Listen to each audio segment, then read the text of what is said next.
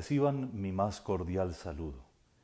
En esta tarde tenemos, como les había avisado, un tema importantísimo, central además en el discurso de la montaña, en el sermón de la montaña de nuestro Señor Jesucristo, y que estoy seguro es absolutamente pertinente y nos va a ayudar mucho tanto en nuestra meditación personal para que revisemos cómo está nuestra vida, como también para ser felices. Es un tema que, por tratarse del asunto económico de los discípulos del reino, puede también para algunos ser motivo como de un poco de trabajo interior, de dificultad, pero con la ayuda de Dios que pedimos desde ya, tanto para ustedes que nos escuchan como para este servidor, lo vamos a emprender. De la semana pasada, y mientras se reúnen los que nos van a acompañar en esta tarde, queríamos de todas maneras recordar y rescatar el conjunto armonioso de las que se llaman las obras de justicia en la tradición judía, pero también, como ustedes lo vieron, en el discurso del reino de Jesús.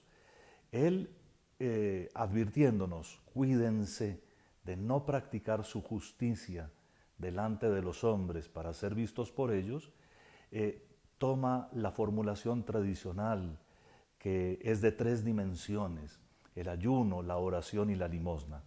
El ayuno bajo el cual tratamos de ver, y sobre todo la semana pasada, todo lo que es la penitencia, y sobre todo esa penitencia que es más agradable a Dios nuestro Señor.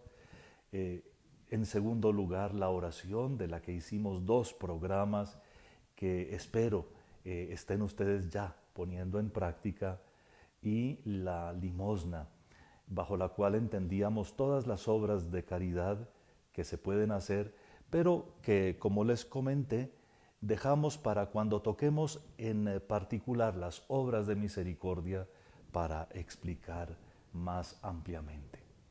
De la semana pasada, a propósito de la penitencia, sobre todo me parece muy importante que ustedes retengan que la penitencia más agradable a Dios es el cumplimiento fiel de nuestros deberes de Estado. Si uno es casado, viviendo fielmente su matrimonio, cumpliendo con todo lo que tiene que hacer para llevar a su familia a los ideales que Dios nuestro Señor espera de ella, tiene una fuente de penitencias suficiente, importante además. Piensen nomás en la vida familiar, cuántas ocasiones de hacer actos de paciencia, cuántas de pedir perdón, cuántas de otorgar el perdón. Cómo es exigente la vida familiar cuando escasea el dinero o cuando se enferma uno de los miembros de la familia. En fin, en una vida familiar vivida con honestidad, con deseos de santidad, hay suficientes penitencias. Esas penitencias que vienen del deber de Estado, de nuestros deberes de Estado, esas son las más agradables a Dios. Hay 3 estados de vida en la Iglesia, un día los profundizaremos, que son el laical, y en especial dentro de él el estado matrimonial, el estado de los religiosos y las religiosas que se consagran a Dios por los votos de pobreza, castidad y obediencia, y el de los sacerdotes. Y para cada uno, para cada estado de vida, hay una llamada de parte de Dios que implica de todas maneras también una serie de deberes. Unos son los deberes del sacerdote y otros los del hombre casado.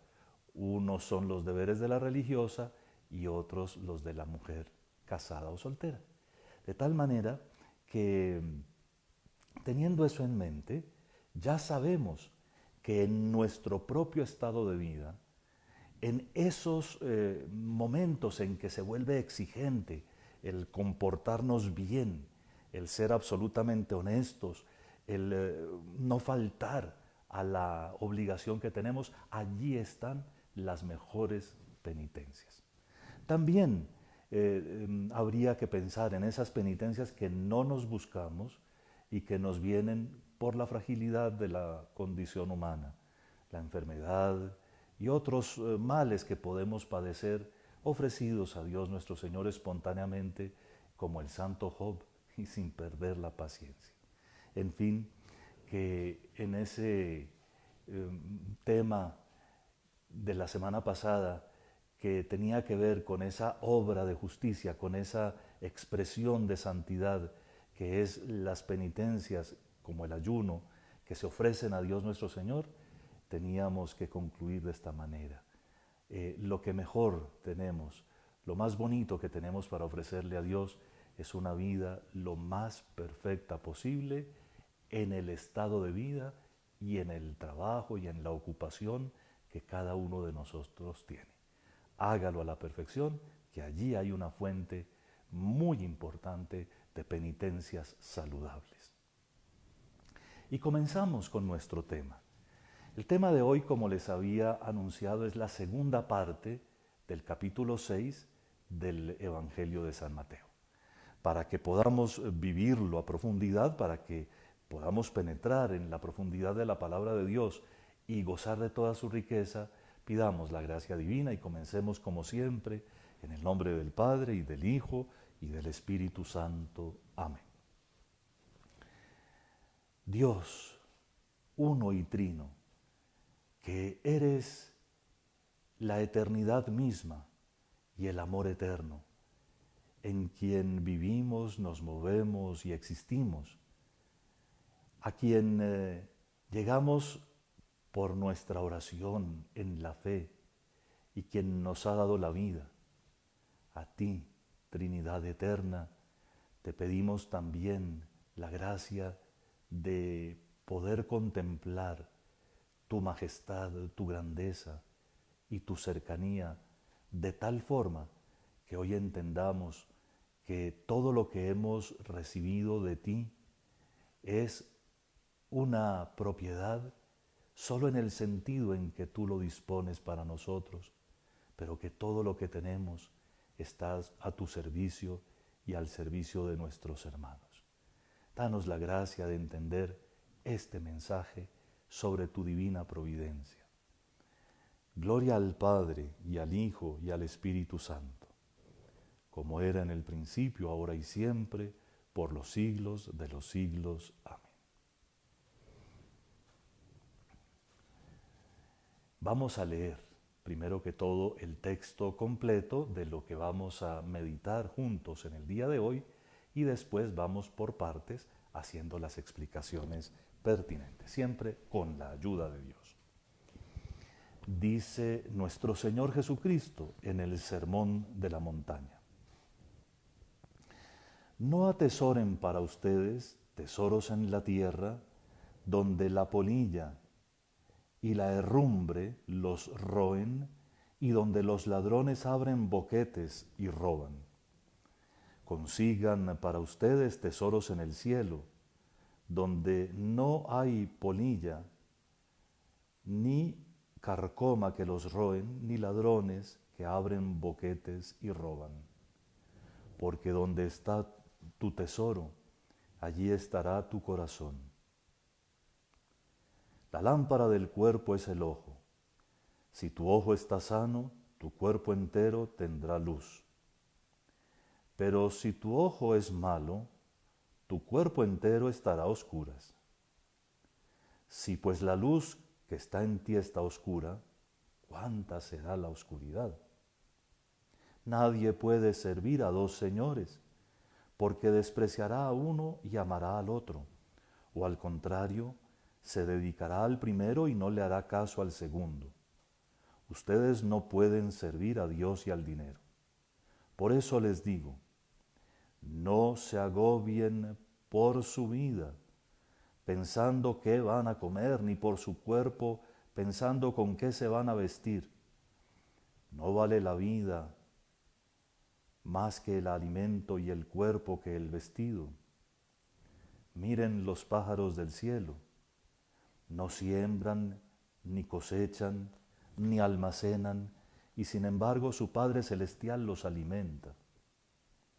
¿No valen ustedes más que ellos? ¿Quién de ustedes, a fuerza de agobiarse, podrá añadir una hora al tiempo de su vida? ¿Por qué agobiarse por el vestido? Fíjense cómo crecen los lirios del campo, ni trabajan, ni hilan. Y les digo que ni Salomón en todo su esplendor estaba vestido como uno de ellos. Pues si la hierba que hoy está en el campo y mañana se arroja al horno, Dios la viste así, ¿no hará mucho más con ustedes, gente de poca fe? No estén agobiados, pensando qué van a comer, o qué van a beber, o con qué se van a vestir. Los paganos se afanan por esas cosas. Su Padre ya sabe que tienen necesidad de todo eso. Busquen sobre todo el reino de Dios y su justicia, y todo esto se les dará por añadidura. Por lo tanto, no se agobien por el mañana, porque el mañana traerá su propio agobio. A cada día le basta su desgracia.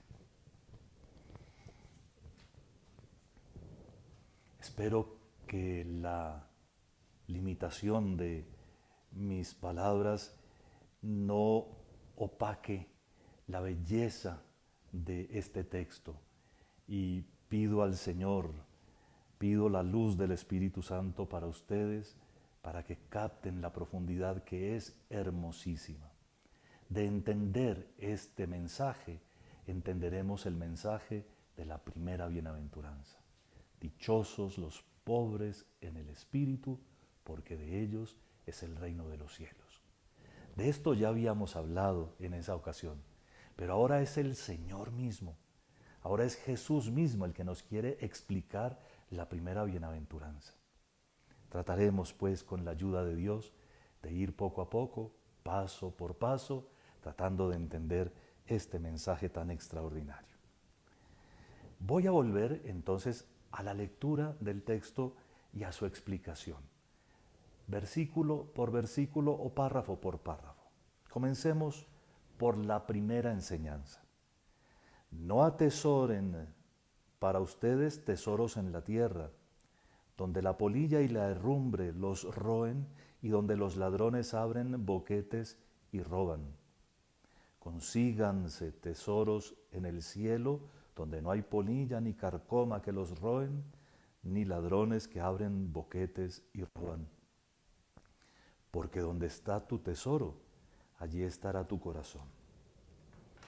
Fíjense entonces que hay primero una enseñanza dirigida a todos y luego una máxima de sabiduría para que cada uno de nosotros asimile y tenga. ¿Sí? Donde está tu tesoro, allí está tu corazón. Tómese pues cada uno de ustedes un momento para pensar en eso. ¿Dónde tengo puesto mi corazón? Porque allí donde está el corazón, ese es su tesoro. Ese es, exactamente. Entonces, donde está tu tesoro, allí está también tu corazón. Y la enseñanza general nos acaba entonces de decir que pensemos con cuidado. Queremos atesorar cosas en donde nadie nos va a garantizar ni que van a permanecer en el tiempo, ni que no se las van a robar. Es que aquí en la tierra todo es objeto de deterioro. Todo, todo, todo, hasta lo más sólido. Aunque pasen muchos años, todo se descompone, todo termina rompiéndose, dañándose, cayéndose. No hay edificio que no tenga un final, por sólido que sea. No hay obra que se mantenga definitivamente, por más que se ponga cuidado. Todo, todo, hasta lo más valioso y lo más importante en esta tierra es finito. Todo se acaba. Es la experiencia. No necesitamos hacer un curso para entenderlo. Pero nuestro corazón a veces se comporta de manera extraña y se apega de tal cosa a las cosas que se pierden. Por eso nuestro Señor dice con este par de ejemplos de la vida, ¿no? Aquí en la tierra hay polilla que se come los vestidos, aunque sean finísimos. Hay herrumbre, hay moho, hay corrosión, hay óxido que acaba hasta con los metales más preciosos. Nada se sostiene, nada es eterno. Lo que más cuidamos a veces es lo que primero perdemos. Pero además hay ladrones que abren boquetes y roban. Y a todos quizá nos ha pasado alguna vez que algo que teníamos reservado o cuidado particularmente, vino alguien y se lo llevó. Todo es pasajero. ¿Dónde queremos tener el corazón? Entonces, la primera recomendación del Señor es: consigan tesoros en el cielo, donde no hay polilla, donde no hay óxido, ni moho, ni corrosión. Consíganse tesoros en el cielo donde nadie hace trampas, donde nadie les va a robar. La pregunta entonces será: ¿y cuáles son esos tesoros celestiales? Si leemos con cuidado el Evangelio, si nos dejamos instruir por él, aunque sea poco a poco, sabremos cuáles son esos tesoros. Pero por lo pronto, si me permiten, referencia a la primera bienaventuranza, que como les dije cuando la explicamos, hace a su vez referencia sobre el primer mandamiento. Y pensemos entonces: amarás al Señor tu Dios con todo tu corazón, con toda tu alma, con todas tus fuerzas, con todo tu ser. O como lo dice el catecismo de la Iglesia Católica: amar a Dios sobre todas las cosas.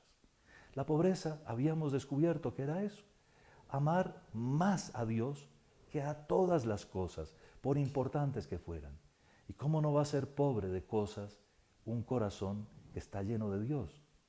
Si todo lo demás se puede relativizar, porque entre otras cosas es supremamente relativo, si Dios es nuestro único tesoro, pues atención, que hay parábolas que lo dicen. Cuando uno encuentra el tesoro, va y vende todo lo que tiene y compra el campo donde está el tesoro y lo guarda. Pero también es importantísimo saber que Jesús le agregó indisolublemente al primer mandamiento uno, que él llama el segundo, y el segundo es este: amarás a tu prójimo como a ti mismo. De tal manera que si uno quiere saber cómo hacer tesoros en el cielo, haga obras de caridad. Sí, aficiónese a las obras de caridad. Los tesoros del cielo son esos, los que se hacen cuando uno está totalmente dedicado a Dios. Cuando Dios no es una idea, sino cuando Dios es persona, es tres personas. Cuando Dios es aquel con quien hablamos, con quien nos debatimos, el que le da sentido a cada día de nuestra vida, a nuestras entradas y salidas, a la vida misma que tenemos, a nuestro hogar, a nuestra familia o a nuestra vocación. Cuando Dios es de verdad el objeto de nuestra fe. Cuando nuestra fe no son solo costumbres y rituales externos, sino una relación, como dice el Antiguo Testamento, como de hoguera ardiente con Dios nuestro Señor.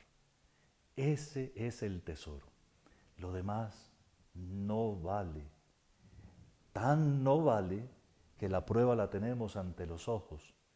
Todo se acaba, todo se lo come el óxido, todo se derrumba. Solo Dios permanece, solo su amor.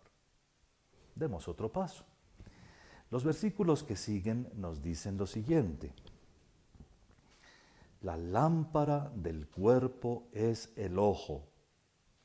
Si tu ojo está sano, tu cuerpo entero tendrá luz. Pero si tu ojo es malo, tu cuerpo entero estará a oscuras. Si pues la luz que hay en ti está oscura, ¿cuánta será la oscuridad? Parece un enigma, ¿verdad? Pero no es tanto. Cuando uno piensa las cosas con esta mentalidad en la que fue escrita la Santa Biblia, que entre otras cosas es supremamente concreta y práctica, uno logra captarlo. Aquí no nos hacen filosofía. La lámpara, es decir, lo que ilumina, la lámpara de tu cuerpo es tu ojo. Si lo pensamos, pues sí, ¿no? Basta cerrar los ojos un momento y ver la oscuridad, hasta nuestro cuerpo como que desaparece. Pero así, aunque no nos estemos mirando nosotros mismos, estamos con los ojos abiertos, conscientes hasta de nuestro cuerpo. Esta comparación se refiere a la capacidad de discernimiento que Dios nos ha dado. Dios nuestro Señor, frente a lo que nos acaba de pedir, de hacer tesoros en el cielo, nos dio la capacidad de ver, de discernir, de captar dónde está lo que se acaba, dónde está lo que se pudre, lo que se rompe, lo que se oxida, y dónde está lo que no se oxida, ni se pudre, ni se rompe, lo que nadie se roba. Esa capacidad es ese ojo que nuestro Señor dice nos ilumina. No hay disculpa entonces. Pero además, como todo lo que hemos visto en el Sermón de la Montaña, es una propuesta a nuestra libertad. Nadie nos va a obligar. En el Evangelio, es decir, la magnífica noticia, Evangelio traduce eso, ¿no? Magnífica noticia. La magnífica noticia es que Dios, que nos ha creado libres, nos viene a liberar para que libremente lo busquemos a Él. No para que de obligados hagamos nada.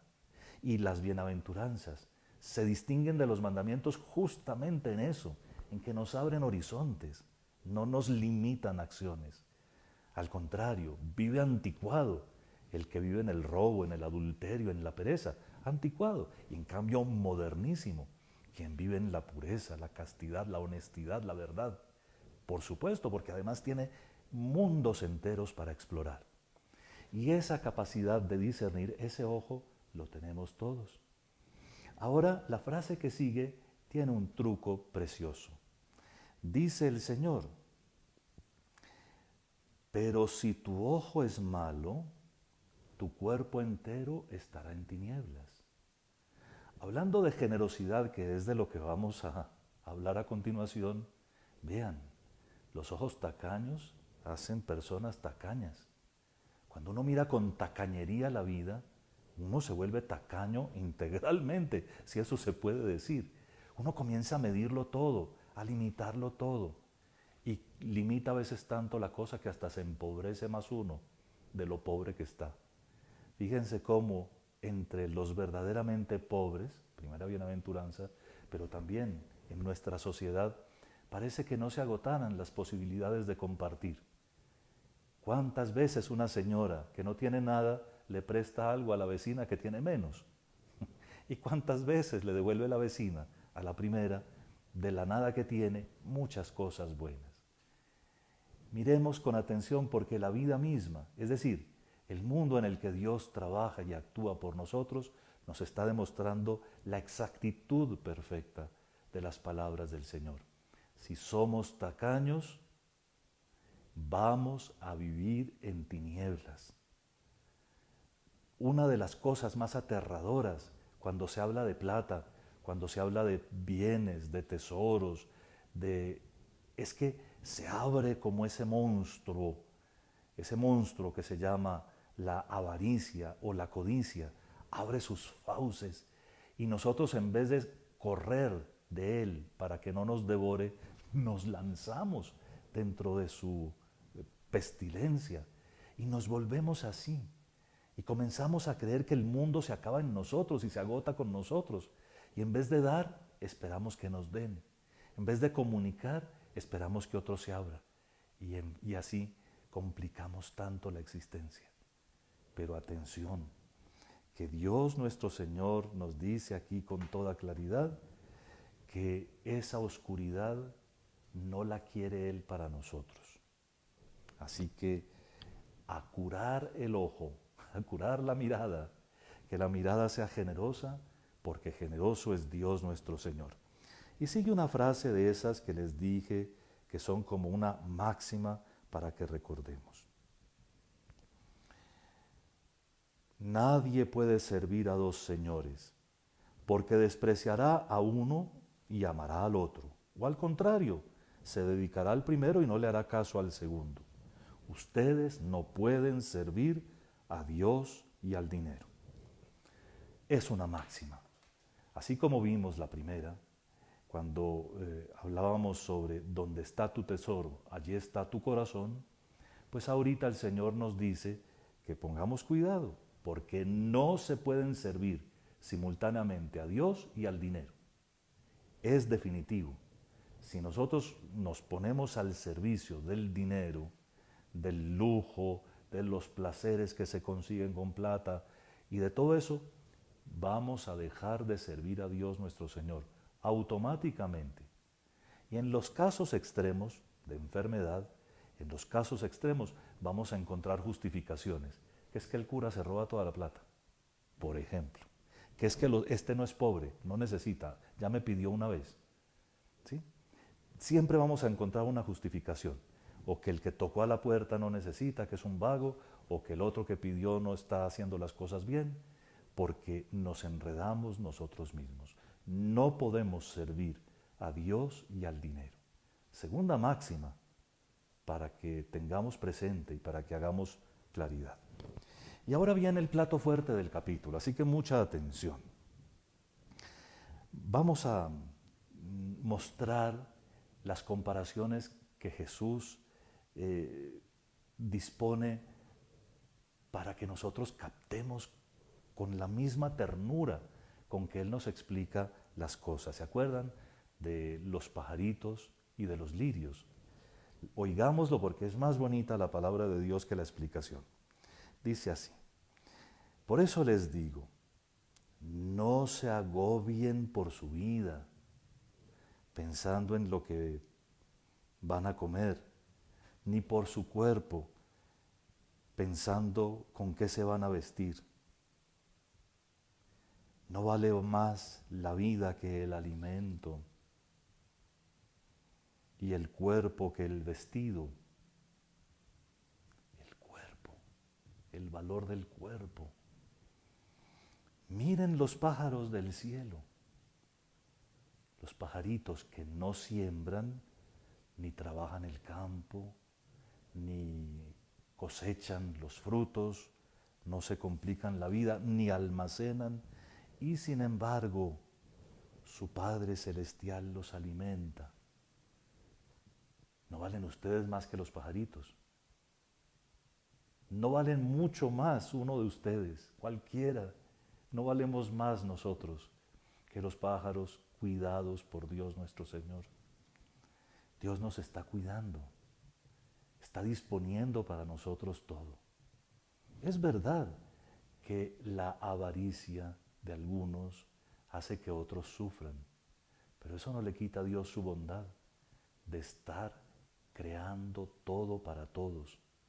Y aquí, en la profundidad de este mensaje, de hacernos notar que hay cosas que nosotros sí entendemos, porque su ojo es capaz de discernirlo. Ustedes entienden perfectamente que Dios está cuidando a sus animalitos, pero también entienden que ustedes valen más que muchos animalitos. Así que Dios los está cuidando a ustedes. ¿Nos podremos convencer de eso esta noche? Dios me está cuidando a mí, hoy, en este instante.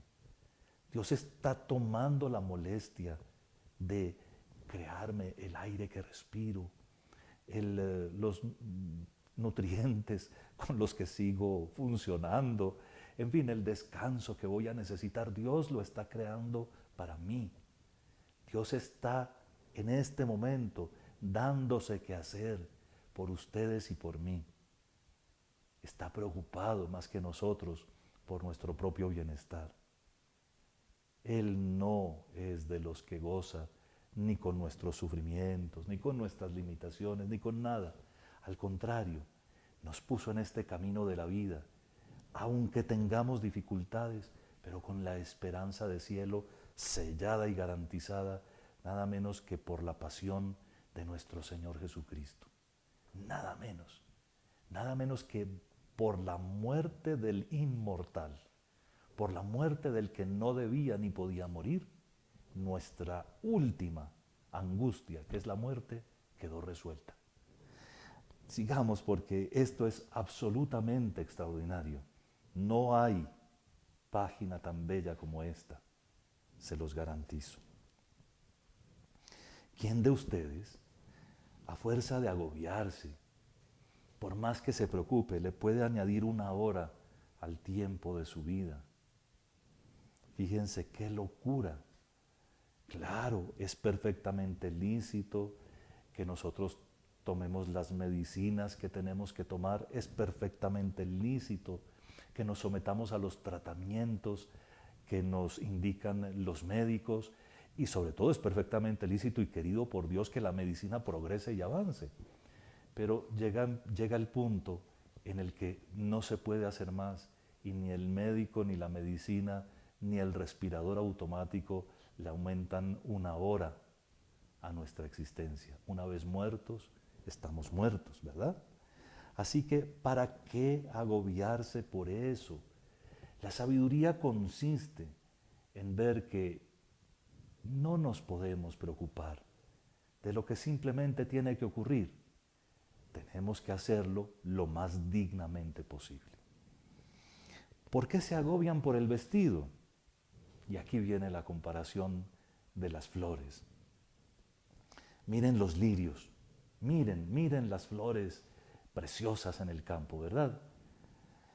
No trabajan, no cosen, no cortan, no hilan, no tejen.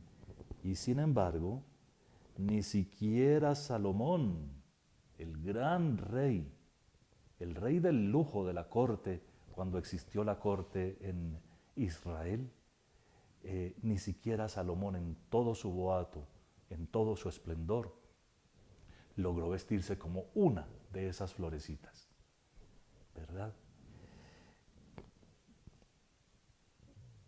El, el vestido indica algo de nuestra persona.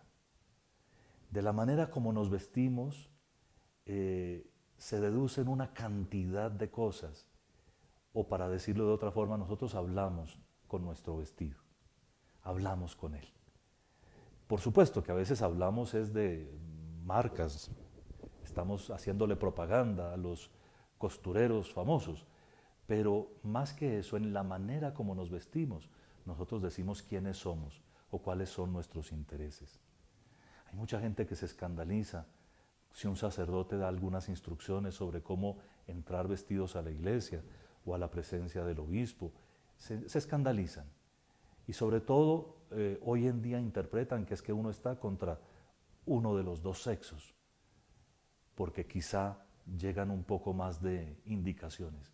Pero atención, quitemos eso de la reflexión, pongámoslo, si quieren, entre paréntesis momentáneamente, y pensemos en si la manera como nos vestimos no influye en el comportamiento de los que están alrededor nuestro. En si nuestro vestido no tiene que expresar el respeto por el que tenemos delante. Y por supuesto también el respeto que damos a nuestro propio cuerpo. En fin, que los reyes, como Salomón, para mostrar esplendor, se vestían con mucha tela finísima, mucha seda, muchas cosas, muchas joyas. Pero en esplendor se le puede ganar a una rosa, se le puede ganar a un lirio, en textura, en aroma, se le puede ganar a esto que Dios ha hecho. Por eso, si Dios les da dignidad a las flores del campo, mis queridos, preferimos harapos bien llevados que capas y mantos llevados con desdén o llevados sin merecerse. Preferimos que la gente se vista honesta y simplemente. Preferimos que los huecos de los pantalones sean por uso y no por moda.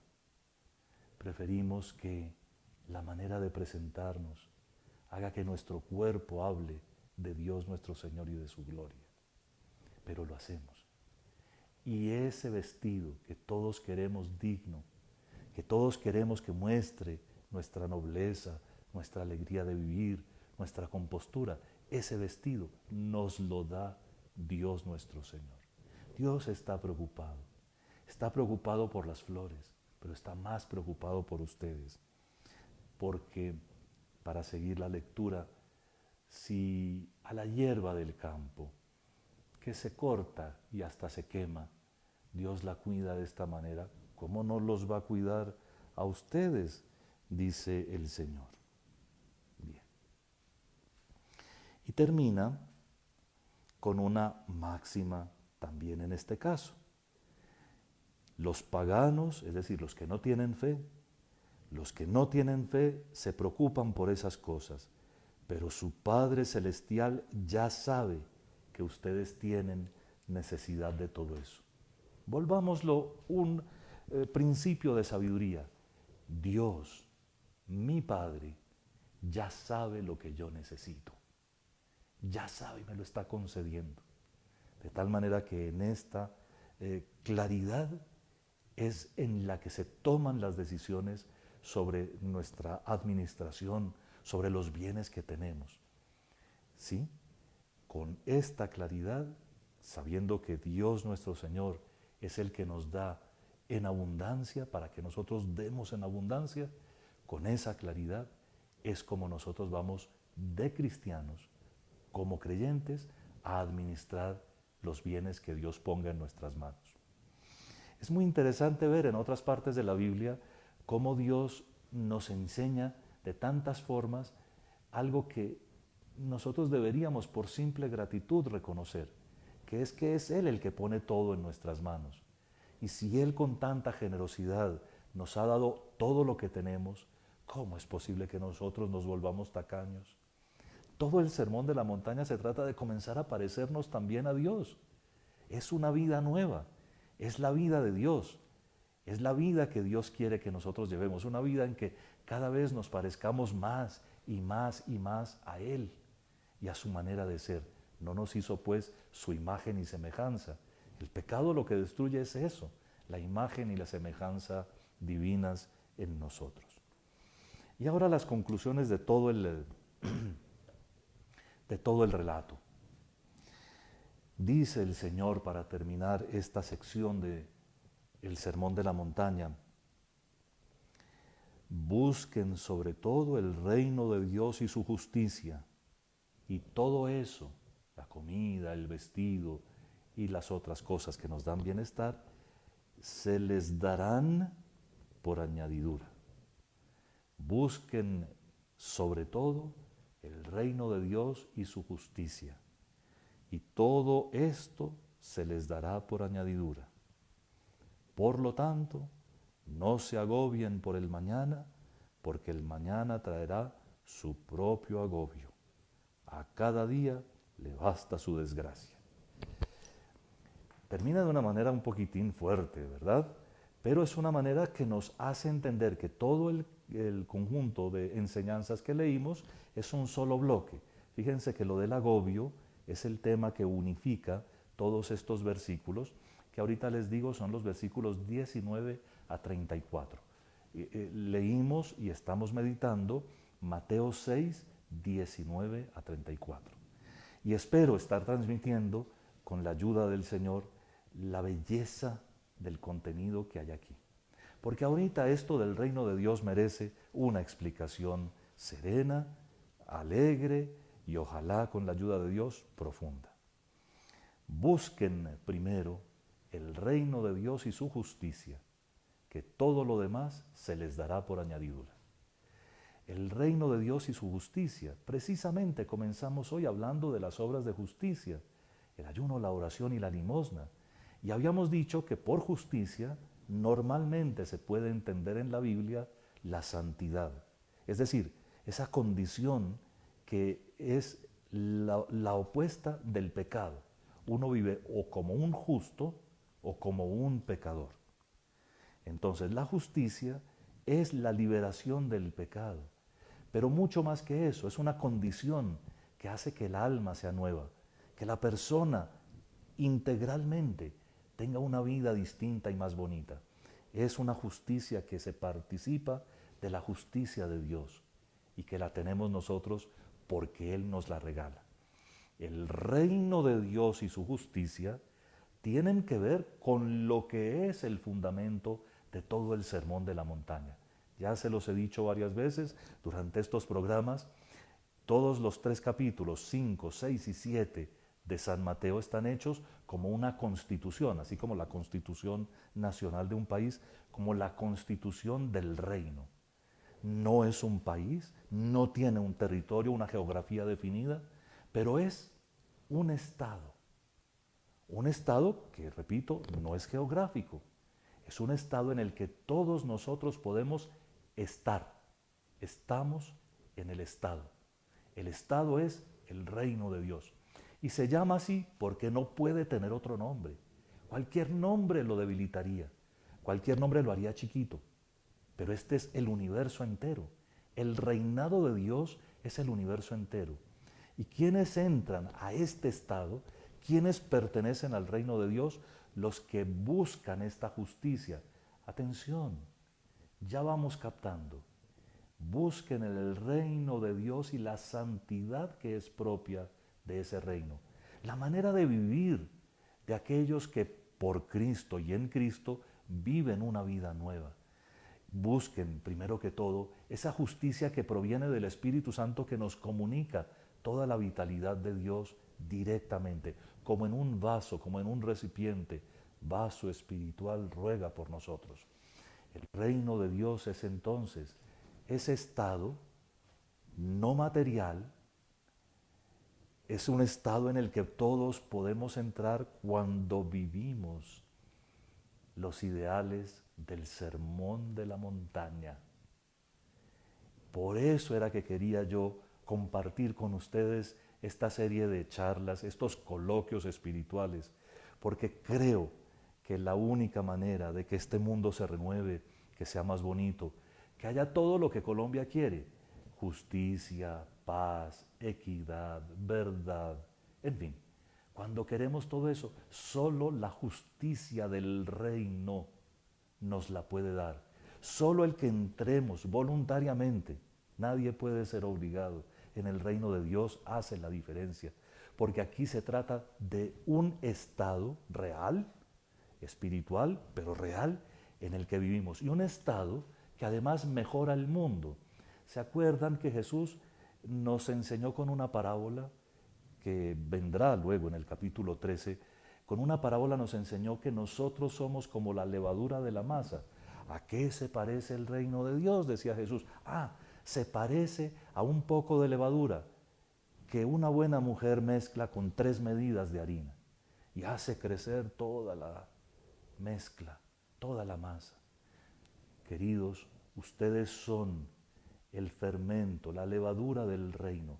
Por usted, del mundo, por ustedes el mundo es más bonito, por los cristianos. Por los cristianos el mundo es mejor, por los cristianos el mundo crece. Y por eso no tenemos que dar ni un paso atrás. Hay que implementar todo lo que el Evangelio nos dice y seguro que tendremos también. Oigan eso, todo eso lo recibiremos por añadidura. También tendremos la paz que no proviene de negocios, ¿no?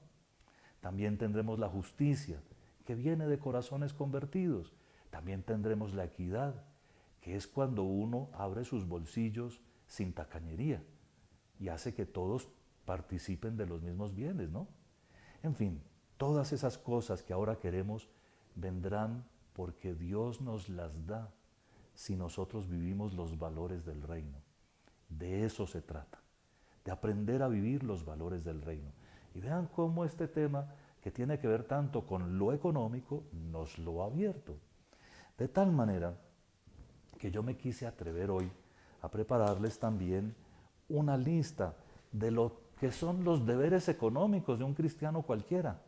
También del obispo seguramente, todos tenemos deberes en materia económica. Y así, a la luz de estas enseñanzas, sabiendo que todo nos viene de Dios y que a nosotros nos toca buscar solo el reino de Dios y su justicia, atención, ¿cuáles son los deberes económicos de un cristiano? Primero que todo, los que derivan de su propio estado de vida.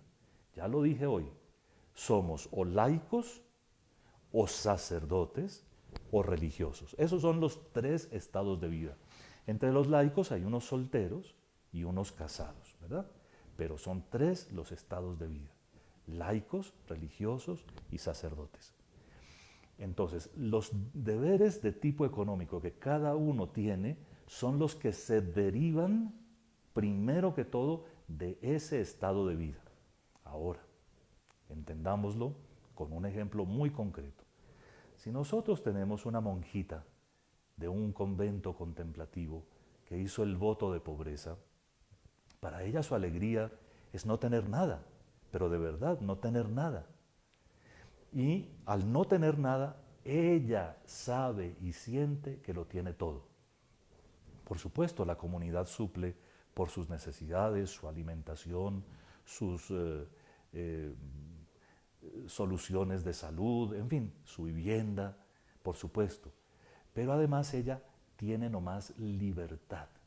No le toca administrar cosas, solo le toca pensar en hacer lo que hace todo por amor de Dios para el bien de la iglesia y del mundo entero.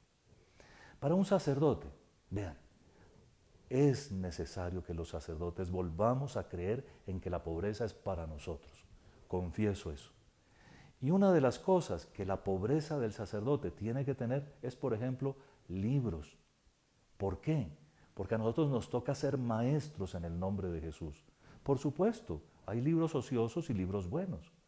Y entonces tenemos que tener libros buenos que nos sirvan para servir.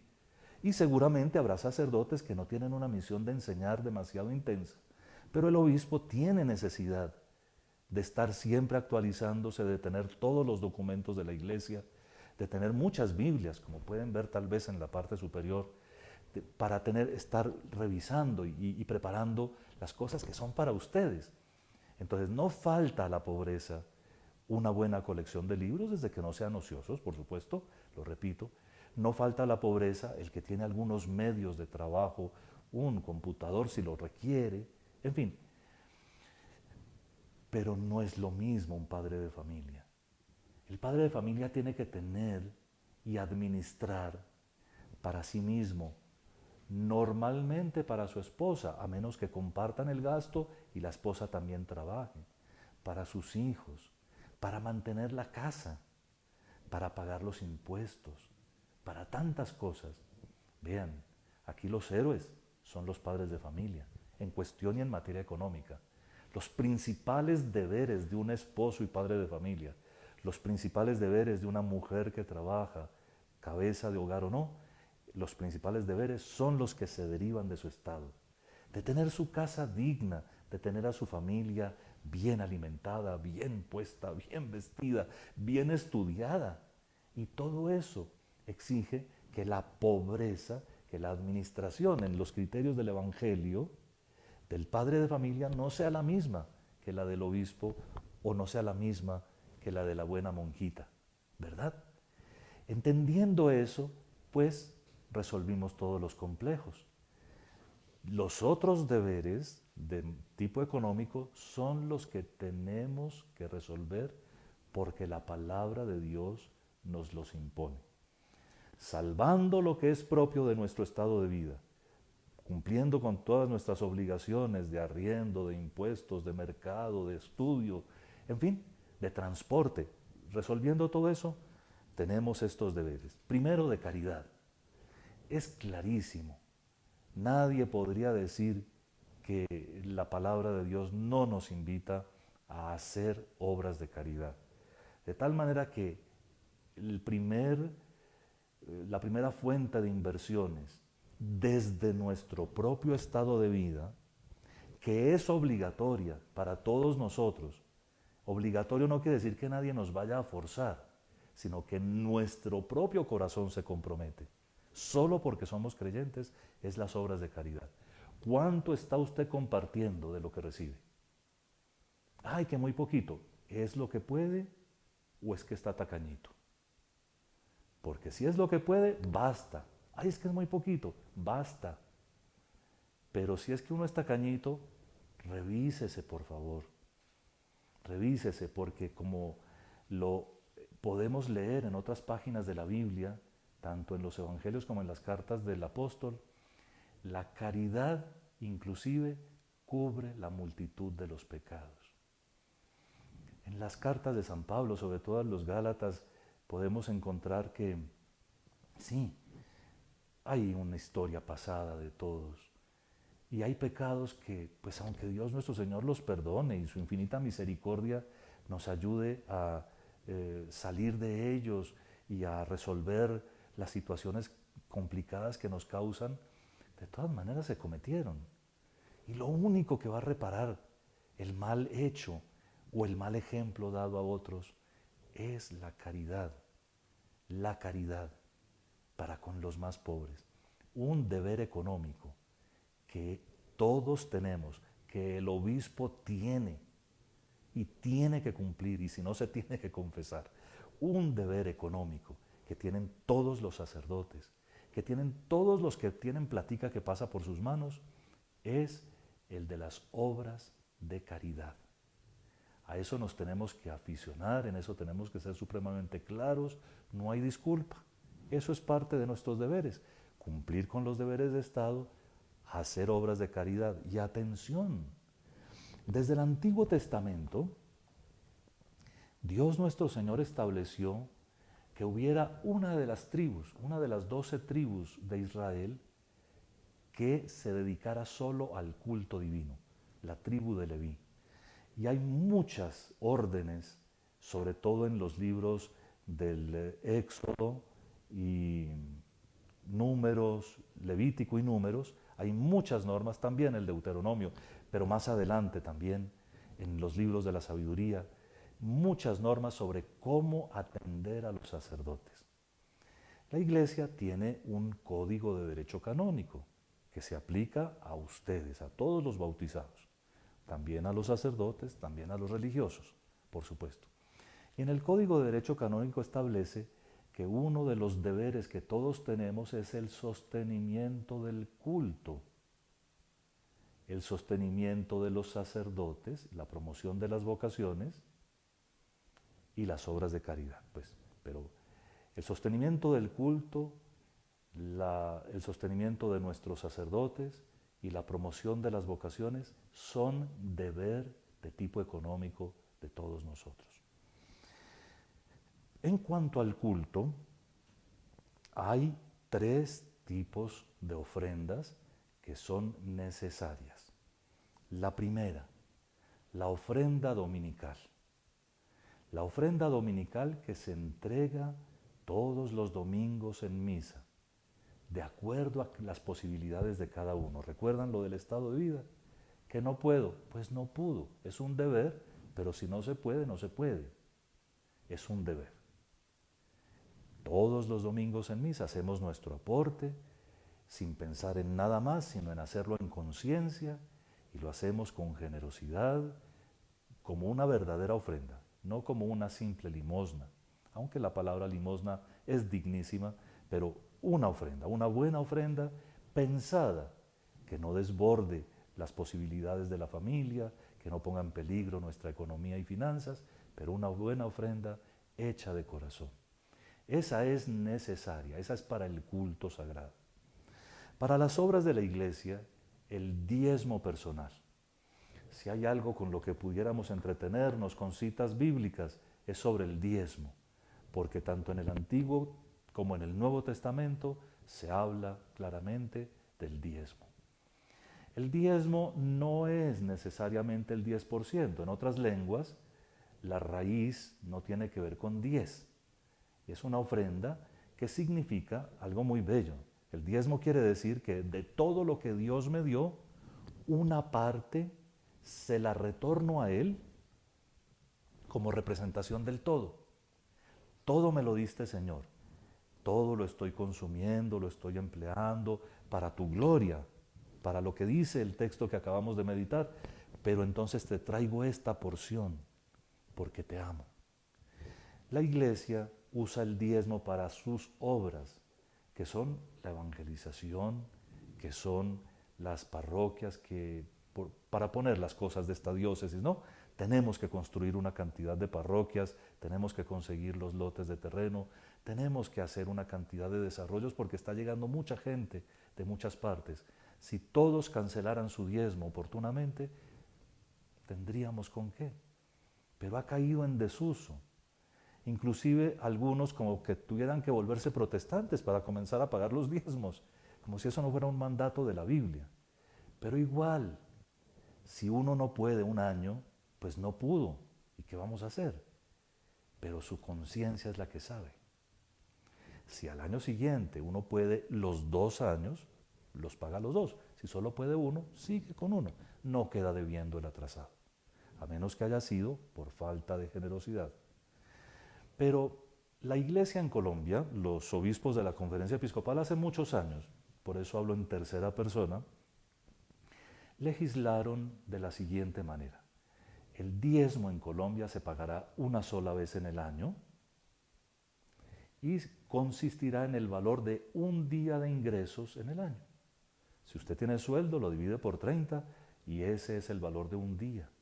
Si usted tiene otros ingresos, arriendos, acciones, otras cosas, hace un monto que pueda promediar en lo que vale un día y eso es lo que se entrega. ¿Dónde? En el despacho parroquial. Les ruego que en esto sean delicadísimos y me ayuden a difundir por el mundo la idea de un abuso que se está cometiendo en algunos grupos. Hay algunos grupos que tienen nombres altisonantes y que se están atreviendo a cobrarles diezmos a sus miembros. En la Iglesia Católica el diezmo es solo para la iglesia, es decir, para la parroquia y para la diócesis y para obras que ustedes tienen todo el derecho de controlar cómo se están haciendo.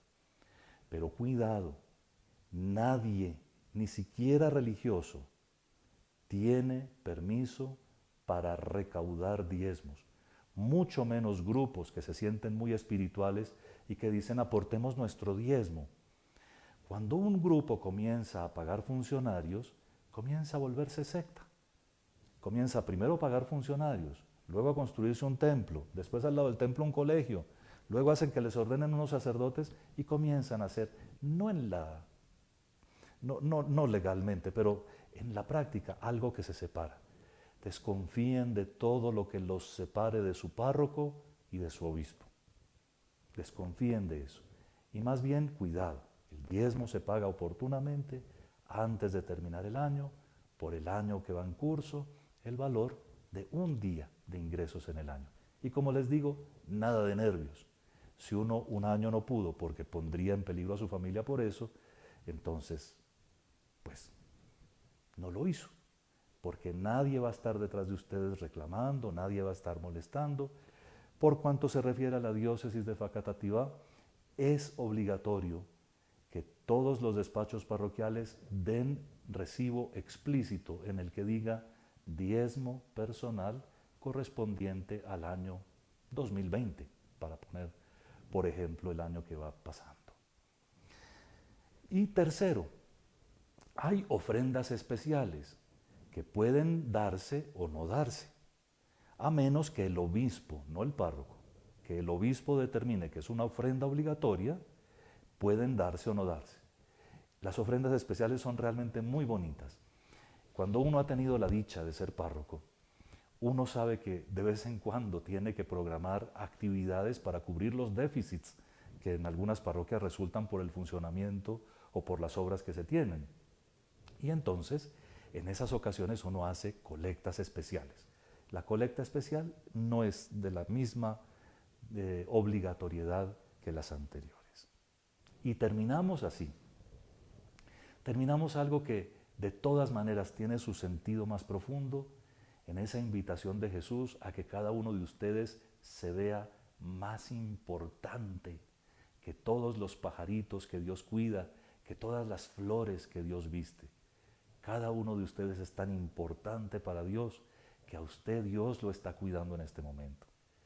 En estas frases de sabiduría, sobre todo, busquemos el reino de Dios y la santidad que nos conduce a Él. Busquen primero el reino de Dios y su justicia y estén seguros, todo lo demás vendrá por añadidura. Primero el reino de Dios, primero asimilar estas enseñanzas y sean generosos. Si el Señor Jesucristo nos va a insistir en algo, como lo veremos después, es en ser generosos. Como Dios es generoso con nosotros, tenemos que ser generosos y no tener miedo. De desgastarnos en generosidad, lo único que puede provenir es que Dios nos colme de todos sus dones y bendiciones. Por supuesto, con la prudencia propia del que es casado o sacerdote o religioso. Los casados tienen que organizar su economía doméstica de tal forma que, confiando absolutamente en Dios, sean perfectamente responsables. Demos gloria a Dios que todo nos lo da. Fíjense cómo en estas frases el que primero resulta retratado es Dios Padre. Dios que a sus hijos les creó el mundo y les da generosísimamente todo lo que tienen. Así que volvamos la mirada a Él. Padre nuestro, danos hoy nuestro pan de cada día. Padre nuestro. Y seguro que Él no nos va a desamparar.